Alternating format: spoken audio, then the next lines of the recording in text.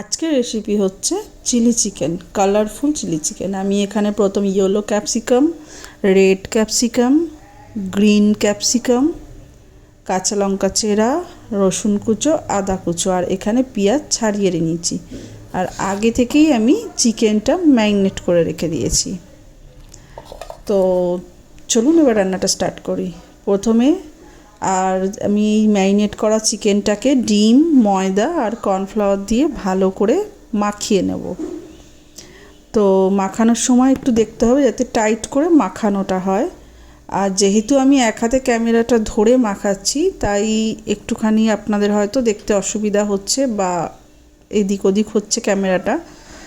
তো যাই হোক, ভালো করে টাইট করে মাখিয়ে এবার একটা কড়াইয়ে সাদা তেল নিয়ে এই ম্যারিনেট করা চিকেনটা ভালো করে লাল লাল করে সব কটা একটা একটা করে ভেজে নিতে হবে। তো সবাই হয়তো চিলি চিকেন বানানি, নতুন কিছু না। তো তবুও এই চিলি চিকেনটা কালারফুল চিলি চিকেন, মানে একটু অন্যরকমভাবে করা। তো এগুলো ভাজা হয়ে গেছে, তারপরে আমি এতে রসুন কুচো, পেঁয়াজ কুচো, আদা কুচো এইগুলো সব এক এক করে দিয়ে ভালো করে ফ্রাই করে নিচ্ছি। আর পুরো রান্নাটা কিন্তু সাদা তেলে হচ্ছে। তো এগুলো ভালো করে ফ্রাই করার সময় একটু নুন দিয়ে দিতে হবে। আর ভালো করে ফ্রাই করে নিচ্ছি।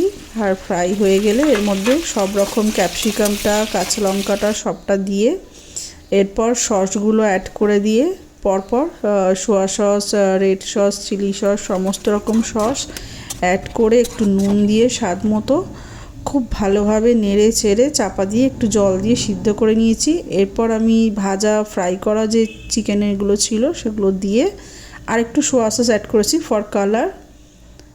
আর এরপর একটু টেস্ট করে নিয়ে নুন হয়েছে কিনা হালকা চাপা দিয়ে এটাকে ভালো করে ঘাটিয়ে এবং লাস্টে এর মধ্যে অবশ্যই যেটা অ্যাড করতে হবে সেটা হচ্ছে হালকা একটু ভিনিগার আর কর্নফ্লাওয়ারটাকে জলে গুলে একটু লাস্টে এটা অবশ্যই অ্যাড করবেন। এতে গ্রেভিটা ভীষণ ভালো একটা থিকনেসও আসে এবং কালারটাও আসে।